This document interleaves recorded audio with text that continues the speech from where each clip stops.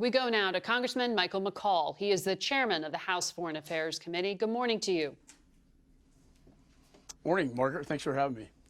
I want to start on this unusual activity, 3 takedowns in 8 days. Has Congress been updated at all on exactly what these high-altitude objects are, including the one flying at 40,000 feet that was shot down over Alaska on Friday? Well, we know quite a bit about the first spy balloon that went across the country.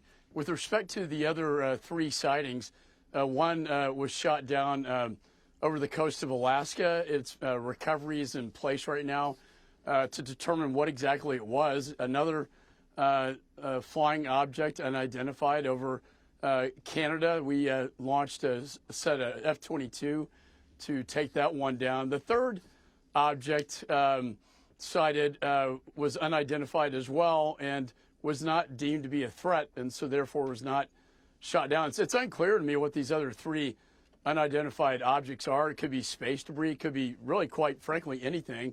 But they were flying at 40,000 feet, about the size of a car.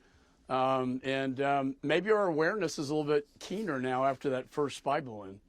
So it's not clear if there's a state actor behind these other incidents, but in the case of the spy balloon, this was Chinese surveillance, according to the administration. On Friday, they put restrictions on 6 Chinese companies that allegedly helped China's military build that balloon. Is this the right move to just try to make it harder for them to get U.S. technology, or does Congress need to do something that's more broad? Well, it's certainly the right move.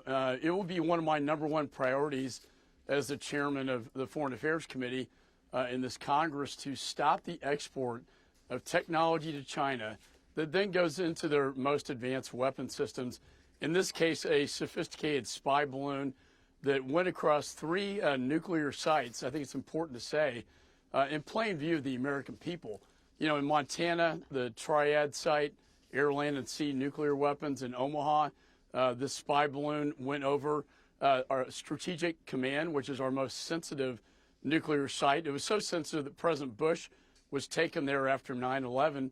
And then finally, Missouri, the B-2 bomber, that's where they are placed. It did a lot of damage. And I think the fact is, whether it be the hypersonic weapon they've made that circled the world and landed with precision, to the spy balloon, we have to stop selling them the very technology that they use in their most advanced weapon systems that they can't turn against us. But I just want to follow up. You said it did a lot of damage. Is that what U.S. intelligence told you? They've been saying they mitigated the impact. They say they mitigated it, but my assessment, and I can't get into the detail of the intelligence document, is that if it's still transmitting, going over these 3 very sensitive nuclear sites, I think if you look at the flight pattern of the balloon, it tells a story as to what the Chinese were up to as they controlled this aircraft throughout the United States. Going over those sites, in my judgment, would cause great damage. Remember, a balloon can see a lot more on the ground than a satellite. So you said you want to try to stop the export of technology that can be used by China's military. As a conservative, though, how much this has to make you a little uncomfortable to have government try to control private business investment. How do you do that? Well, we have what's called an entities list. The Department of Commerce, I have jurisdiction over the office within there. The Department of Defense has one. We need to harmonize those, make it more security focused. You know, capital flows is one issue, but technology exports into China that they use that maybe eventually turn against us. We have to stop doing that. And I think we can do it by sectors. They do it by companies now. Obviously, they identified the 6.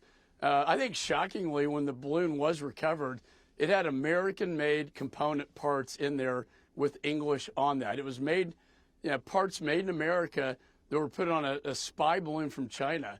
I don't think the American people accept that. You know, last month, U.S. intelligence published a report about these unidentified aerial phenomena.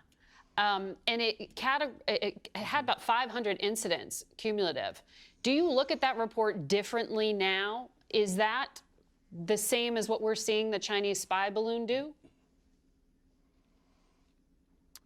With respect to the balloons and prior sightings, the Air Force reported this previously, going back to 2019. I think there was some intelligence out there. It may have been a question of connecting the dots properly with new intelligence to put the pieces together as to what this was that was taking place. I don't know about these other three, and it just raises our awareness and heightens that there are moving objects out there that could pose a threat. Do you believe that this was a strategic choice by Xi Jinping's government in Beijing, or do you believe that it was just the left and right hand not knowing what was going on? That's a great question, because I was thinking about this all weekend.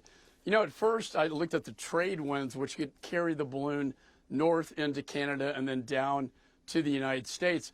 But when I saw the sites that it was flying over, it was very clear to me this was an intentional act. It was done with provocation to gather intelligence data and collect intelligence on our three major nuclear sites in this country. Why?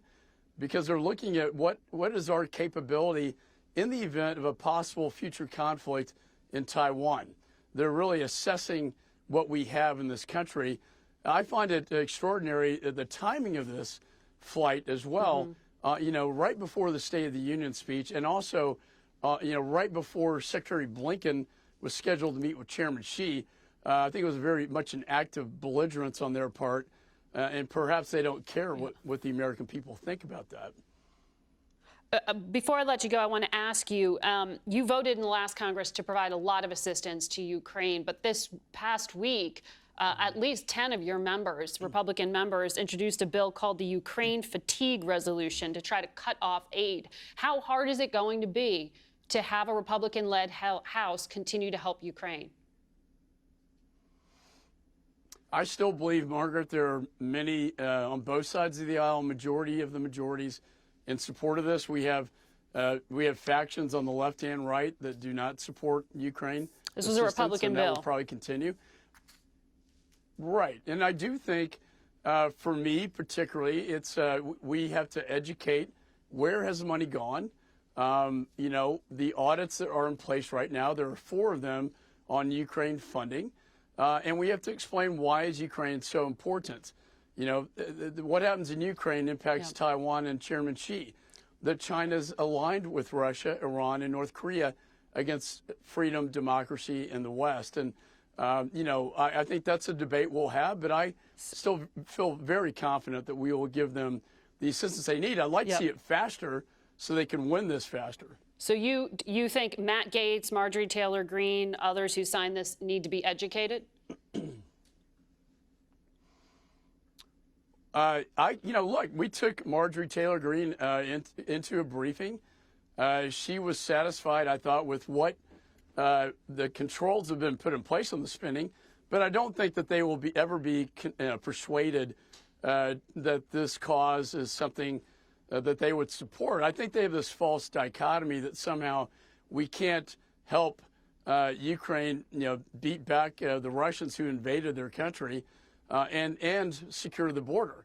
We can do both. We're a great nation. And the fact of the matter is, unfortunately, this administration has chosen not to secure the border. He can't even control and secure our airspace now, it looks like. Congressman McCaul, thank you for your time today. Thanks, Margaret. Thanks for having me.